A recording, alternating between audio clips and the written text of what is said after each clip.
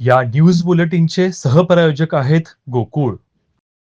रत्नागिरीतील चंपक मैदानाजवळ डम्पिंग ग्राउंडला काल सायंकाळी अचानक लागलेल्या भीषण आगीने परिसरात काही काळ दहशतीचे वातावरण निर्माण झाले. मात्र अग्निशमन दलाच्या तात्काळ आणि प्रभावी कारवाईमुळे शेजारील गोठ्यातील सर्व जनावरांचे प्राण वाचवण्यात यश आले.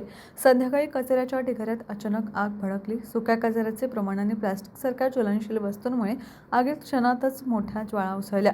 धुरांचे लोट संपूर्ण परिसरात पसरल्याने नागरिकांमध्ये भीतीचे वातावरण निर्माण झाले. आगीच्या काही फुटांवर स्थानिकांचा गुरांचा मोठा कोटा असल्याने परिस्थिती अतिशय गंभीर बनली.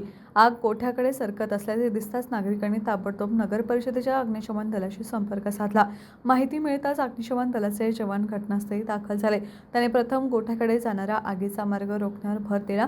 पाण्याचे अनेक बंब वापरत जवळपास तासभर चाललेल्या अथक प्रयत्नानंतर आगीवर नियंत्रण मिळवण्यात दलाला यश मिळालं. अग्निशमन दलाने दाखवलेल्या वेगवान प्रतिसादामुळे एकही जनावर जखमी झाले नाही. नागरिक दलाचे मनापासून आभार मानले.